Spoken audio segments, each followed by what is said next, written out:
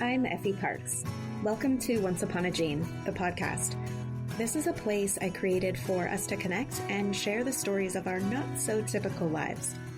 Raising kids who are born with rare genetic syndromes and other types of disabilities can feel pretty isolating. What I know for sure is that when we can hear the triumphs and challenges from others who get it, we can find a lot more laughter, a lot more hope, and feel a lot less alone.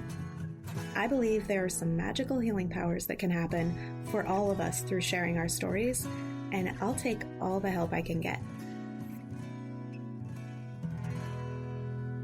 Once Upon a Gene is proud to be part of Bloodstream Media. Living in a family affected by rare and chronic illness can be isolating, and sometimes the best medicine is connecting to the voices of people who share your experience. This is why Bloodstream Media produces podcasts, blogs, and other forms of content for patients, families, and clinicians impacted by rare and chronic diseases. Visit bloodstreammedia.com to learn more. Hi there, and welcome to the show. This is Once Upon a Gene, and I'm your host, Effie Parks. And today I have my girl, Hannah Lowe, back with me. If you haven't met Hannah yet, she's amazing. She's on episode 108, way back in 2021, talking about her sweet boy, Austin, and the L-CMD research foundation that she started. And she's come a long way. Today we're sitting down for a conversation that we've been meaning to have for literally years. DNRs, do not resuscitate orders, and what it means for our kids and our families, and how the decision feels when your baby's maybe first diagnosed, and how that feeling can maybe shift as the years roll by and life starts to feel, dare I say, normal. Anyways, I know this is a heavy topic, but it's an honest topic and hopefully a thoughtful one. And honestly, this is full of just we're figuring it all out energy. So there's no pressure and there's no right answers. It's just two moms talking it through. So settle in and take a breath, and please enjoy my conversation with Hannah Lowe. Hi, Hannah. Welcome back to the podcast. Thank you so much for having me back, Effie. I really appreciate being here with you today and seeing your smiling face. I love you so much, and I'm so glad you're here. For those of you who don't know Hannah yet, you're welcome.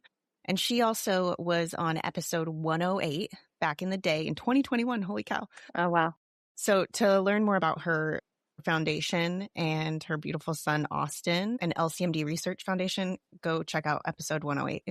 It's a goodie for sure. Hannah, so give us a little brief intro about you and our buddy, Austin. Yeah, thank you. Austin, yes, he's my second son. He was born in 2019, and it's sort of a very standard story I feel like we hear in our rare disease community. We didn't know anything was wrong. He started missing his milestones, and we were sent around to all the various specialists. He also didn't eat that well, so we saw all the ENT and the oral surgeon and all those people. And the main concern was that he just wasn't gaining weight. So we were trying to do everything we could to get him to gain weight, the special formula and everything like that. And then eventually, basically around 5 months old, was like, he's just not gaining enough weight. Like, we just need to admit him to the hospital. And they had actually run some very standard lab work, and some of his liver enzymes came back elevated, as well as his CK level, which is like a hallmark of muscle breakdown and muscular dystrophy. They said, well, his level's not like that high though, so we don't really think it's muscular dystrophy. So let's admit him to the hospital. We'll get him fed via NG tube, and then we'll figure out what else is going on. So we said, okay.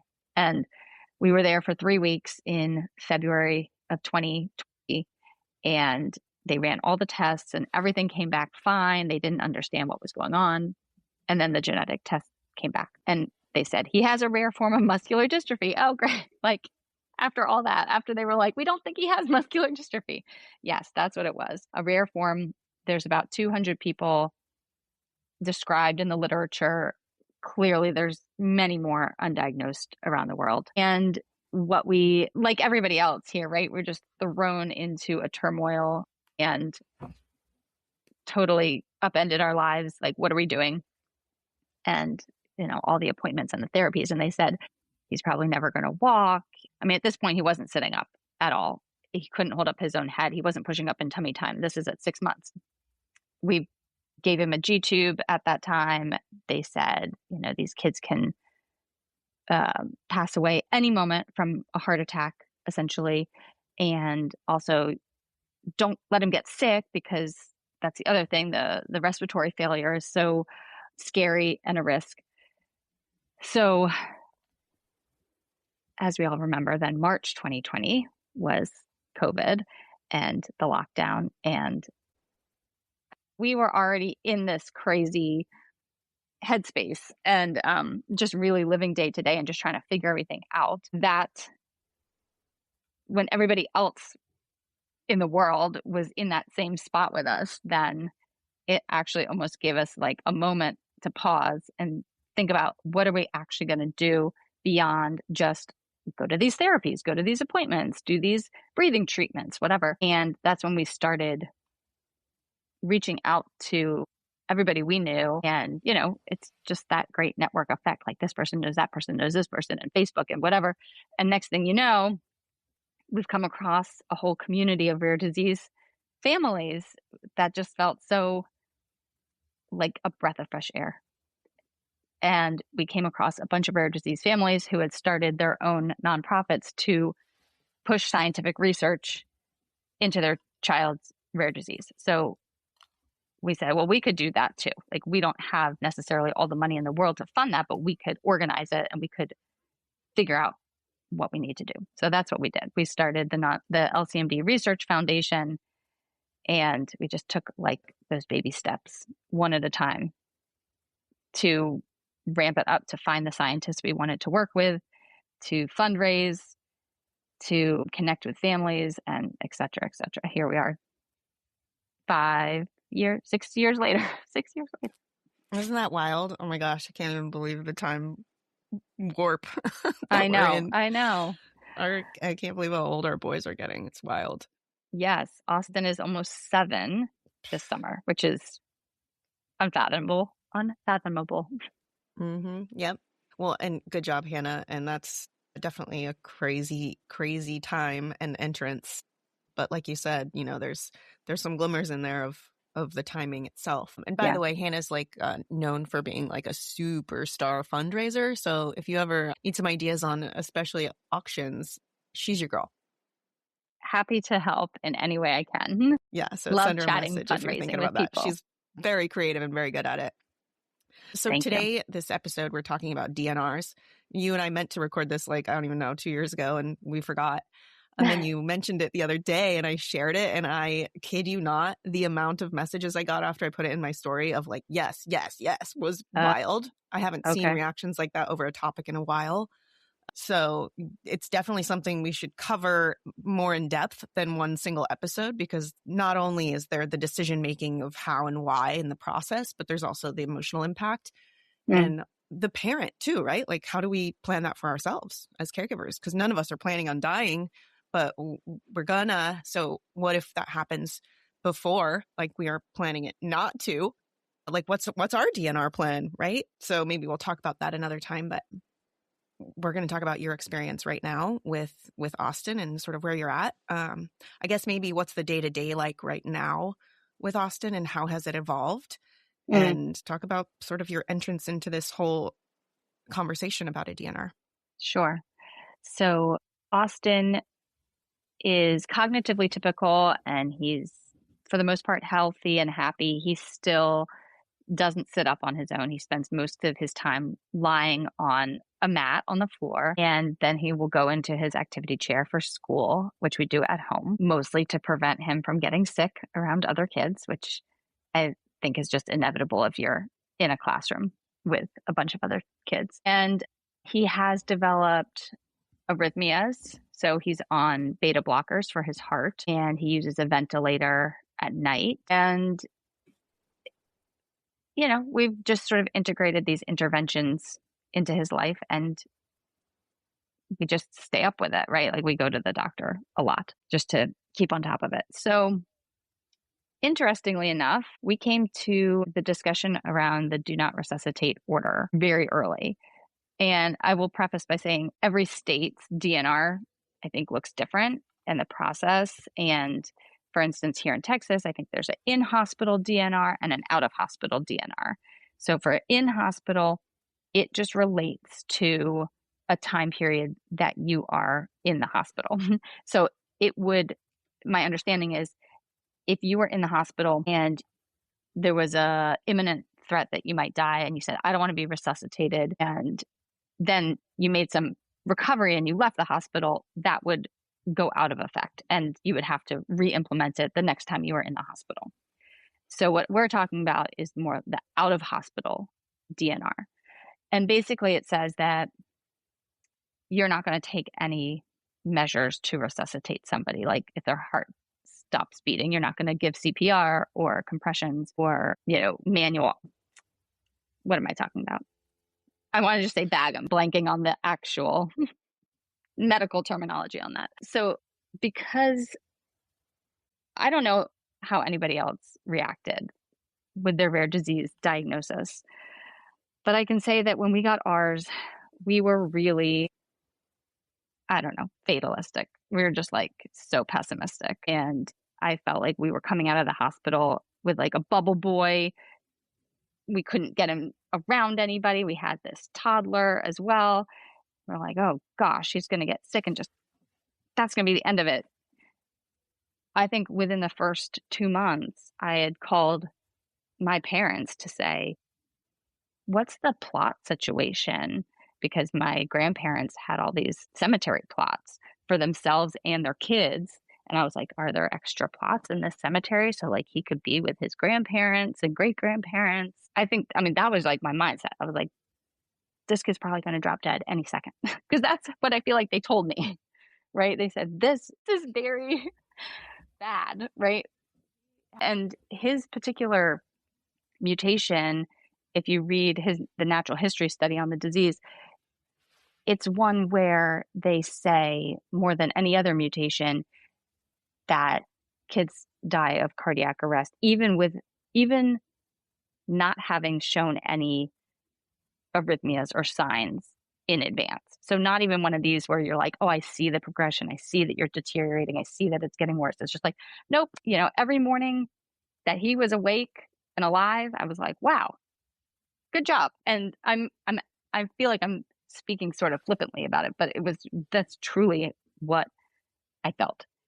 And it was heavy, and it was, during COVID, and we were like by ourselves and just, like now I can look back and laugh a little bit about that time and that feeling and wow, but really it was a lot. So when we got referred to private duty nursing, and the administrator from the private duty nursing company came out to do the intake with us, that is when the DNR conversation came up, because they presented it to us as an option. It was not something we had known about or considered or had a discussion about. It was just private duty nursing. Okay, well, what do you guys want to do? Because if you're not here and the nurse is here, do you want to sign this do not resuscitate order or not? And at the time, this is also when Austin was less than a year old, and we said, yeah, we'll sign it, because I think we don't know what's going to happen. But if something dramatic happens, and especially if we're not here to, to give our opinion, to see what the true situation is, I think we felt in our hearts that it would be better if he was going to decline and pass away, like that it happened quickly and without much, heartache of going through the whole of like a respiratory situation, right? Like a pneumonia, that's like so heartbreaking. And a heart attack is, to me at least, if it can be swift, it might be a little bit more easy. Not that it's easy, but that was our conclusion at the time, that we would have this DNR. And I will say that they did tell us, you don't have to use this, right? Like you can put it in a drawer. And if something happens and you do want to do CPR, you can. You just don't take it out of the drawer. You don't show it to anybody. It's not binding in that way. So that to us made us a little bit more comfortable as well, right? That we're not signing his life away without future consideration if the situation were to arise. Now, having lived this life for nearly 7 years and getting very comfortable with the routine, and also seeing other families with L-CMD where the kids have passed away in the past 7 years. There's been quite a few. Yeah, I'm not sure. I actually don't even know where the DNR is at this moment. So if something were to happen, I would have to search to pull it out, because I think right now things seem fine enough that I would probably not pull it out, and I would probably act to resuscitate him. But who knows? I mean, I don't think anybody can say unless they're in that exact moment.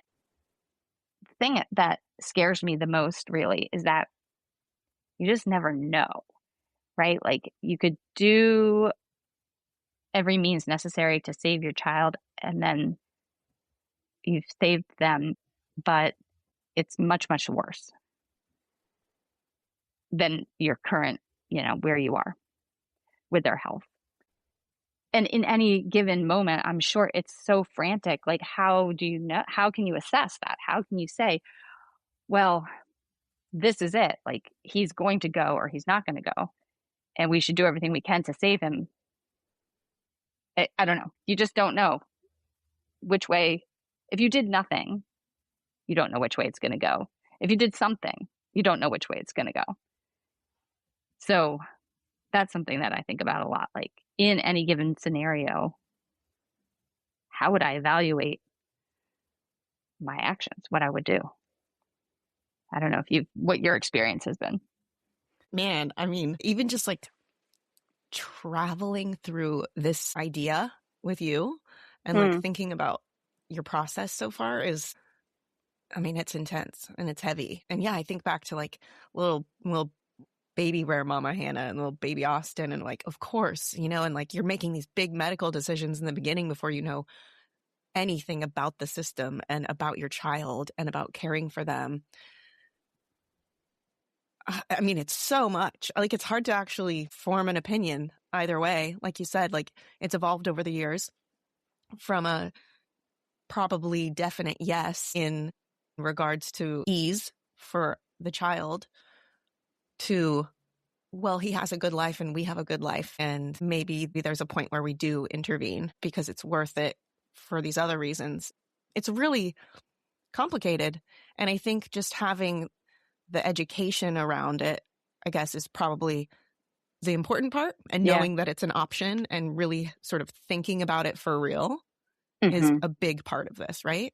Man, I don't even know what I'm talking about because I'm just talking out loud, like thinking about your story. No, I would agree with that, right? Because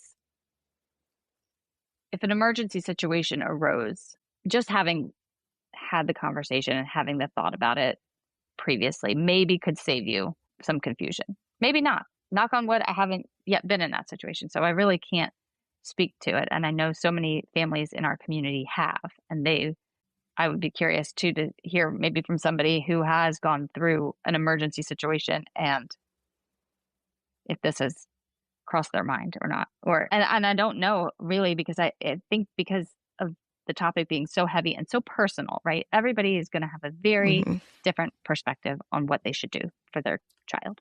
We don't talk about it. It's really not a topic I've talked about with anybody else, rare disease, family or not.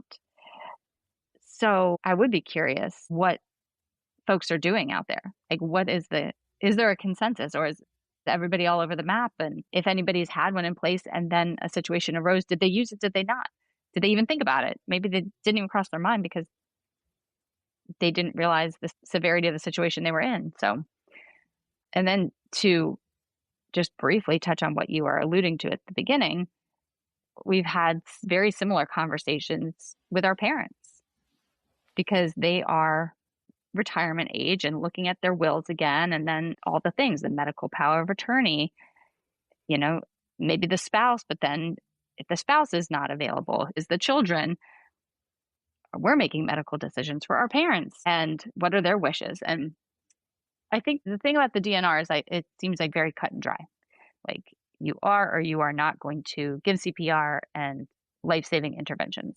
And then there's obviously a whole host of other paperwork that you can get into, especially with the older generation, right? Well, we went through this paperwork with our parents, where it was like, if this happens, I want this. If this happens, I want this. It was like 10 pages of different scenarios and writing down. And it was really hard for them to think about that and to put it down. And we said, as the children, we were like, you know what? It really is uncomfortable. It really sucks, but just write it down, because just go there in your mind, go there in your heart, and write it down so that we as your children can do what you want to the best of our ability.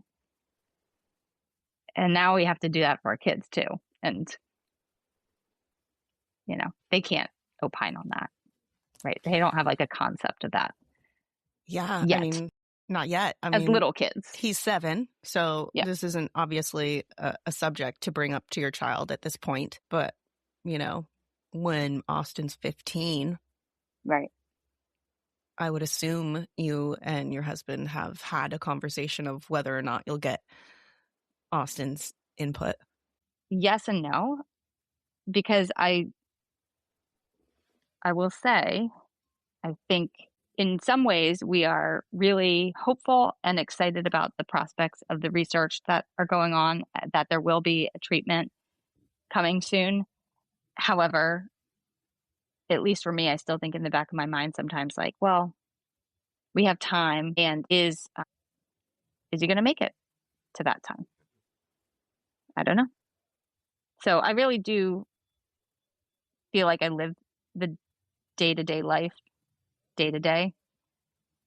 And there's probably another slew of conversations that need to be had now that we've made it to 7, to think like, oh, are we going to make it to 14? And what's the next set of things that we need to decide upon? Because I think in the back of our minds, I'm slightly surprised that we're here, to be honest. Grateful, very happy. But yeah, when you said that the time is playing tricks on us and is total time warp, that's true. Because I'm like, how do we get to 7? And yeah, I'm not sure I realized we would be here. Well, I love that you have always still kept your eye on that bright spot in the future. We have to. Mm-hmm. And it's very realistic. I mean, look at all of our groups, right? All of our groups that started around-ish the same time, from nothing to dozens, maybe dozens of our groups like on the precipice of clinical trials, right? Like happening 10, 15 years before we even thought it would, right? Just with how slow it was moving at one point to now just going faster and faster all the time. I mean, we're in a place now with our rare disease groups that we didn't really expect to be. I mean, we did, but, there was always still that chance of like, this could not be realistic. This could not work. We could not make it, whatever. And it's happening. Yeah. Yeah. I think for me, the steps are, at least personally, know where that piece of paper is, right? Whether we choose to use it or not will be a game time decision. I don't necessarily want to say like I have advice for anybody, because I think it's such a personal call and everybody's situation is so different.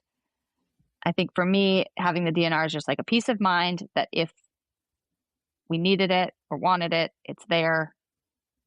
And in the moment, it can be used or not used. It's just another piece of uncertainty that is common, right? Like it's normal for us. Right. Absolutely. I mean, who would have thought? That's like when you step back and you look at rare disease life, there's so many things. And this is just a big one where it's just like, hello, world, other people. Do you even understand the mental gymnastics we are going through every day? Like, this was not on my expected list of things to do in my life, is like contemplate whether or not we should resuscitate my child. That's nobody's expectation. So, yeah, I wish there was education just more broadly as well, even outside of our community where it's sort of necessary, right? But just to really get the wider population to understand all the little bits and pieces that go into this life. Yeah, they can only understand a little bit. I still think it's so interesting because like I feel like for myself, no matter where I'm at or what I'm doing, but especially if I'm just alone and I'm walking through the mall magically, I feel so different. Yes. And I feel like, how do these people not know about this whole other world that these people that families like ours are living? It just seems so wild to me daily. Yes. Agreed. And obviously you never know what other people are battling, what they're going through, but I feel like that constantly. Like you have no clue. Mm-hmm. I totally agree. The other thing I would just say real quick is like for folks who haven't thought about this at all yet, to just research your own state's process, because I do think every state is different. And I'm just speaking about Texas, where we are. Mm-hmm. I imagine that organizations like Courageous Parents Network definitely has these conversations, but you're right. We need to sort of open this up a little more in our communities to talk about, the matter of fact stuff and like getting things in line and at least being informed and having a conversation, but also sort of like the emotional gymnastics of it all and changing your mind and thinking about making the wrong choice and, all of that sort of stuff. And it would really be interesting, too, to talk to the families who made a choice one way or another and to see how they felt about their choice. I mean, it's probably a never-ending thing of back and forth emotionally, like wondering if you did make the right choice or whatever. Like, I wonder if it ever goes away. You would obviously have to make peace with it to be able to live your life. I wonder if you're fully able to. And I would like to believe that you do. Right? Yeah. I mean, with so much of this life, sometimes I feel like I'm complaining and then I'm like, I'm not actually complaining. I'm just saying it how it is. And for me, and that's all we can do, right? We can only put one foot in front of the other. We can only make a decision with the information we have at that time. And that goes for everybody. I would love to hear from other folks and just listen to their stories, because I'm sure there are very differing perspectives out there. But it is a hard thing to talk about because you don't want to be judged one way or the other, right? To say, I chose to not resuscitate my kid, or I did choose to resuscitate, or whatever it is. If somebody disagrees, it's a scary place to be, to put yourself out there with saying how you feel that people are going to disagree with.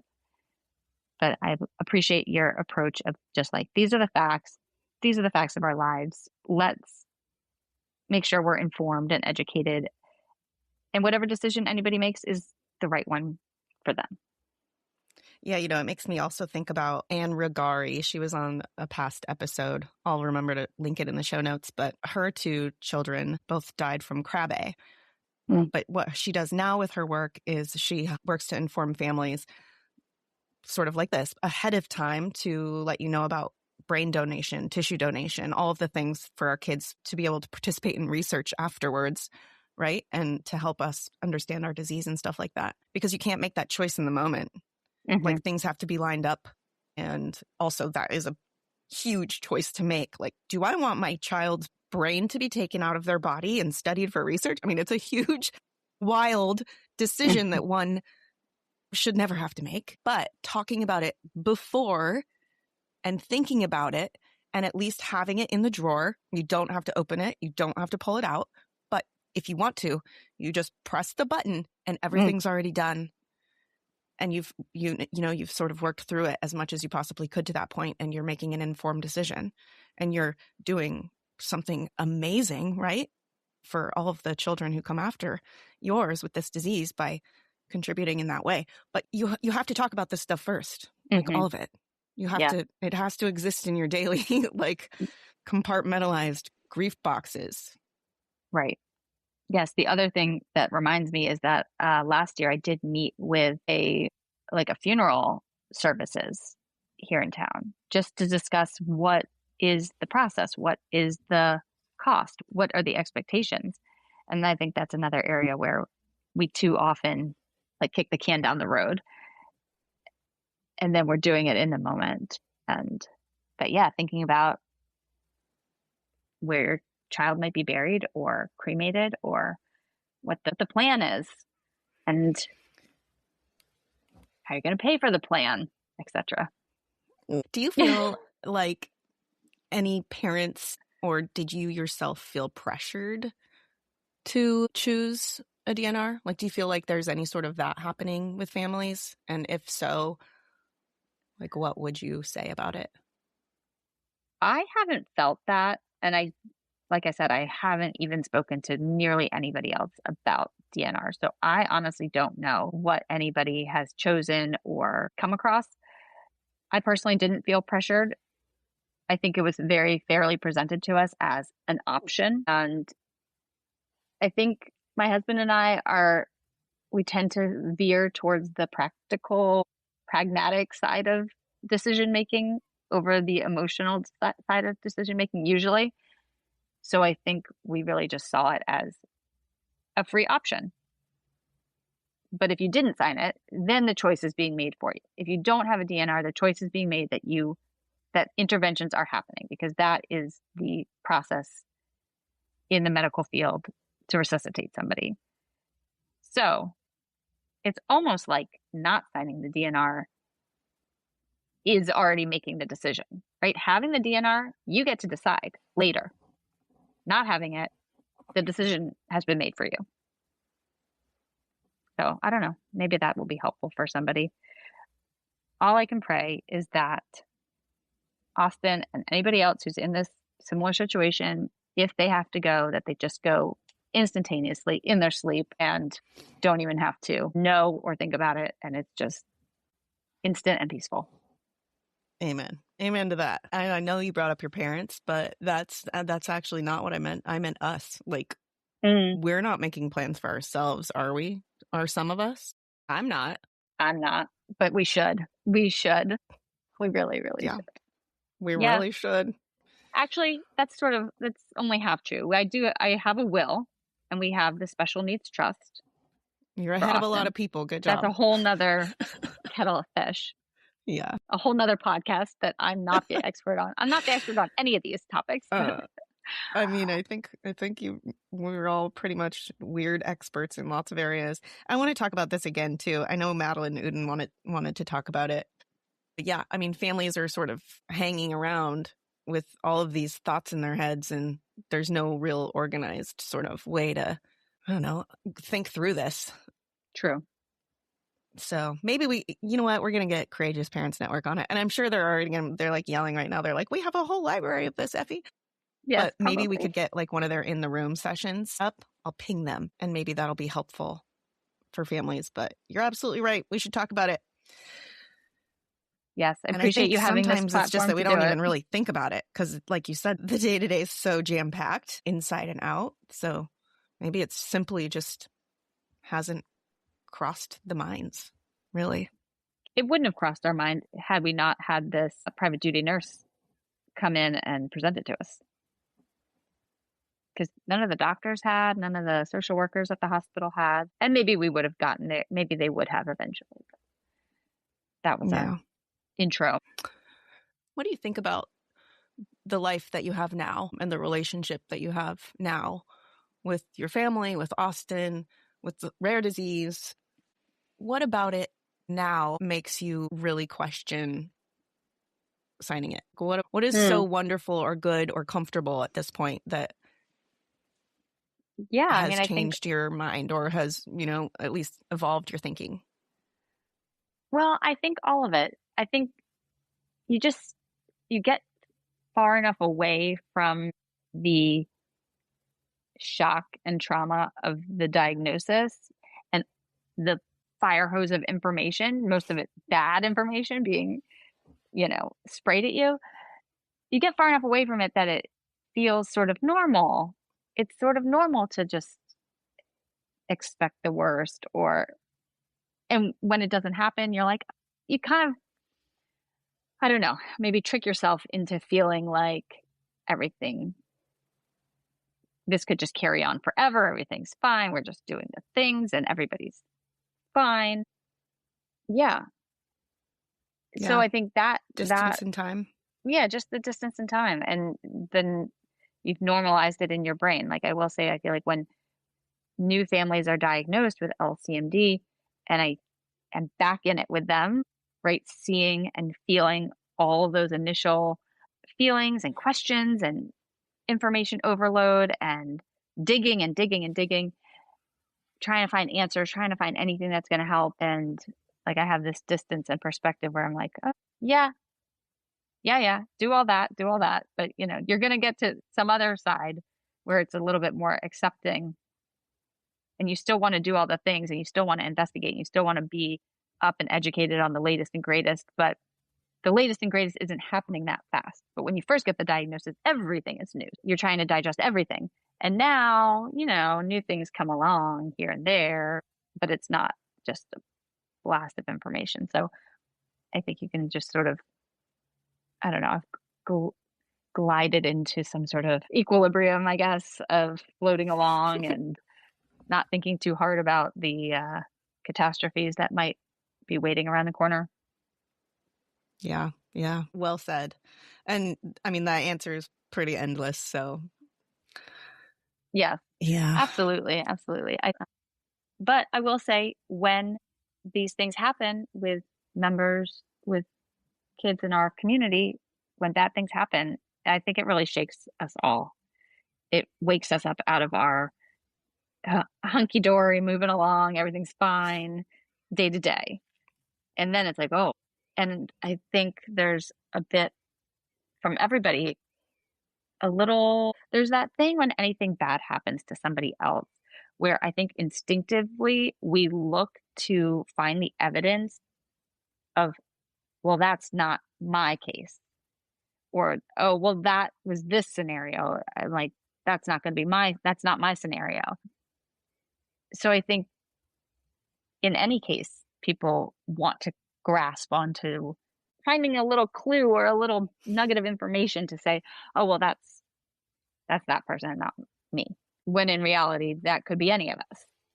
It could be a form of shadowy hope, I guess. Yeah. Because there's panic.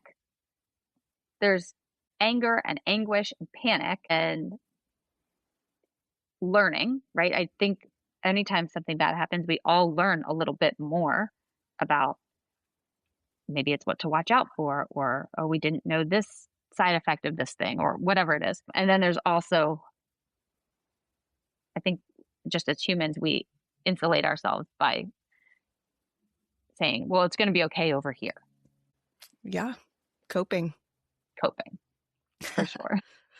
Well, what I actually really appreciate about learning your thoughts on the DNR is that it's completely fluid and you still go back and forth, and that you don't have a fully formed decision. I actually really love that. And I didn't know that. So I went into this not knowing what your DNR plan was. And I think that that's just as absolutely relatable as this subject could be.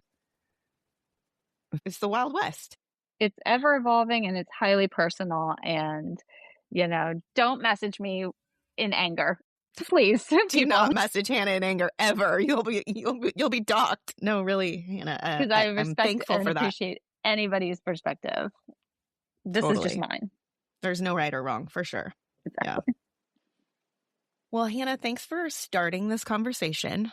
I really appreciate it. And it's such an important topic. And again, I'm going to do some work on the back end to see if we can sort of get something a little more formal on the topic and get some families to that. That would be great. Yeah, I think some more education, the better. And hopefully this is helpful for somebody. You don't have any plugs that you want to leave, or any nuggets or anything for families?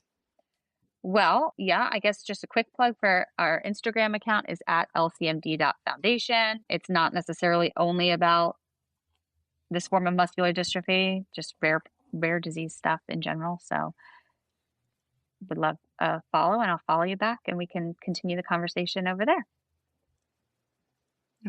Thanks, Hannah. Thank Give you. that handsome boy a kiss for me. Back at you. I hope you've been enjoying this podcast. If you like what you hear, please share this show with your people, and please make sure to rate and review it on iTunes or wherever you get your podcasts. You can also head over to Instagram, Facebook, and Twitter to connect with me and stay updated on the show. If you're interested in sharing your story, or if you have anything you would like to contribute, please submit it to my website at effieparks.com. Thank you so much for listening to the show and for supporting me along the way. I appreciate y'all so much. I don't know what kind of day you're having, but if you need a little pick-me-up, Ford's got you.